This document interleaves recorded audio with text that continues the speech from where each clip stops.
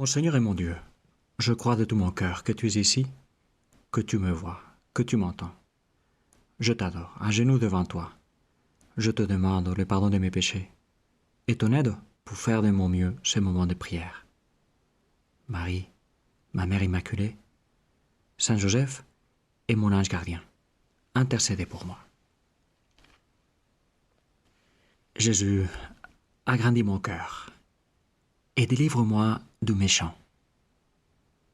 Oui, je dis bien du méchant, car si on va chercher dans l'évangile d'aujourd'hui, où Jésus, tu nous apprends le Notre Père, si on va chercher cette phrase dans le grec, qui est la langue, pas la langue que tu parlais, mais la langue dans laquelle les évangiles nous sont arrivés en premier, eh bien, en fait, ce qui est écrit n'est pas le mal en général, mais le méchant.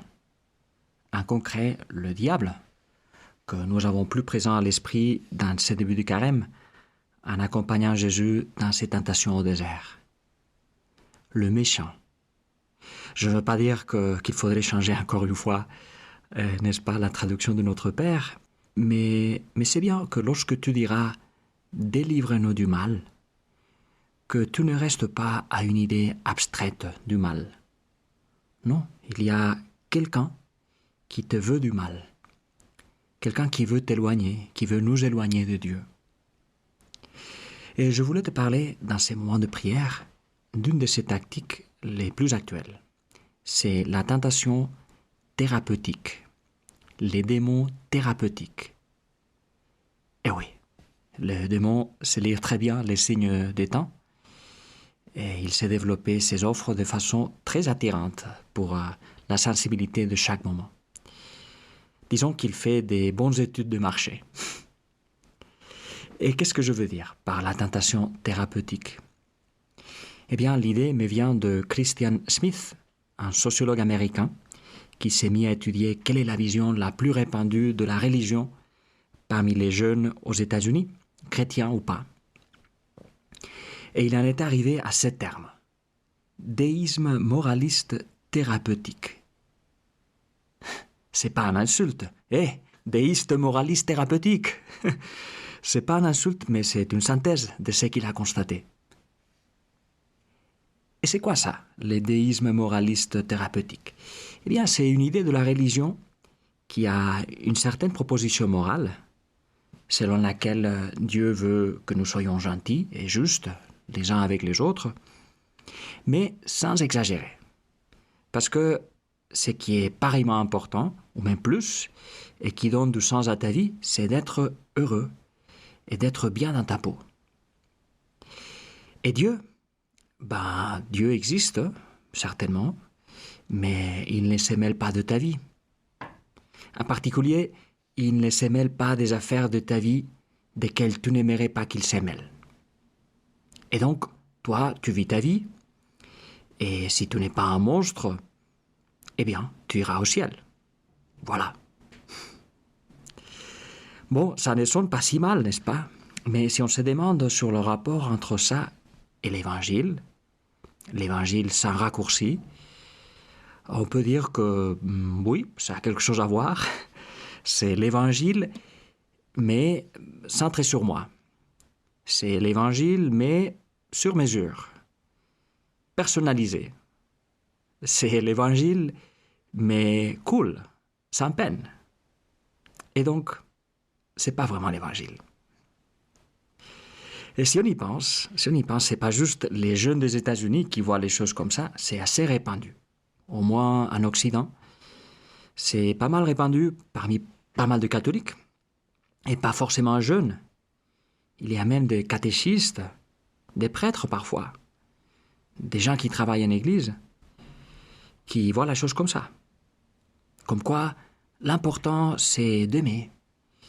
L'important c'est que tu sois une bonne personne. Et ça, ça on peut l'être de beaucoup de façons. Et la tienne est bonne, juste parce que c'est la tienne. Comme L'Oréal, parce que je le vaux bien. Et donc la foi ne serait pas là pour te bouleverser, pour te surprendre, pour te transformer, peut-être à travers un procès qui peut être dur. La La foi ne serait pas là pour te faire changer d'avis. C'est ça, la conversion. Métanoïa signifie exactement ça, changement de ton opinion, de ta vision du monde. Non, non, la foi serait là pour t'affirmer, pour te caresser, pour créer un safe space, pour te dire très thérapeutiquement que tu es bien comme tu es. Et attention parce que peut-être cette vision-là, qui peut sembler un peu caricaturale, en fait peut-être parfois elle s'empare un peu de toi et de moi. On confond l'amour de Dieu avec un passe-partout. Mais alors, quelle place y aurait-il là-dedans pour le jeûne, pour le sacrifice, pour le renoncement, pour le don de soi, pour l'humilité, pour le pardon des péchés, pour que Dieu puisse te parler? Ah non. Même certains experts vont te dire que tout ça relève d'une religion qui te culpabilise, qui te fait souffrir, et ça c'est pas bon. Eh bien, évidemment, on en a fait des excès, par le passé, de culpabilisation ou de rigorisme, de volontarisme. Et on a oublié, parfois, Jésus, de montrer ton amour pour chacun. Mais comment est-il ton amour, Jésus? C'est un amour qui brûle. Si je me rendais compte de comment tu m'aimes, eh ben, je deviendrais fou, je péterais un câble. Saint José Maria disait « Seigneur, pensez que tu m'aimes autant, et je ne suis pas encore devenu fou. » Et oui, Jésus, j'aimerais bien péter un câble en me rendant compte de comment tu m'aimes. Alors je commencerai vraiment à être raisonnable. Comment m'aimes-tu, Jésus? Eh bien, tu me comprends mieux que personne. Tu sais que je suis cassé, blessé, malade, plein de problèmes et de trous. Et tu m'encourages plus que personne d'autre. Mais pas pour m'affirmer, pour me dire que tout va bien. Non, tu m'encourages parce que tu crois en moi et que tu veux me guérir. Toi, tu es le vrai thérapeute, le vrai médecin. Si je me laisse faire par toi, si je me laisse aimer, alors tu pourras me dire quoi que ce soit. Tu pourras me remettre en question. Tu pourras me demander ce que tu voudras. Tu pourras me parler du désert que je dois traverser entre l'esclavage du Pharaon, l'esclavage du péché, et la terre promesse. Tu pourras me parler du carême qu'il y a entre Noël et Pâques. Tu pourras me pardonner, parce que moi, je viendrai te demander pardon, qui est tout ce qu'il faut. Je lisais l'autre jour un écrivain qui parlait du rite des cendres, du mercredi des cendres, et il faisait une remarque que j'ai bien aimée. Nous sommes poussière, nous dit-on, et on nous jette de la poussière sur le front en y faisant une croix, et ensuite nous regagnons l'allée tout heureux. C'est vrai. Il dit, regardez le visage pendant la messe du mercredi des cendres. Je ne sais pas si tu as regardé, toi. Moi, j'étais pris au confessionnal, une personne après l'autre, 4 heures sans arrêt. C'est beau de voir comment les gens reviennent au début du carême, même pour un jour qui n'est pas un jour de précepte.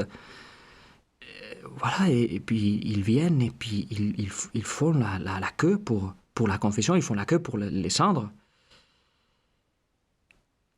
Eh bien, il continuait, cet auteur, les cendres, la mort, le jeûne, la pénitence, le carême, l'aumône, la mortification et les gens qui sourient.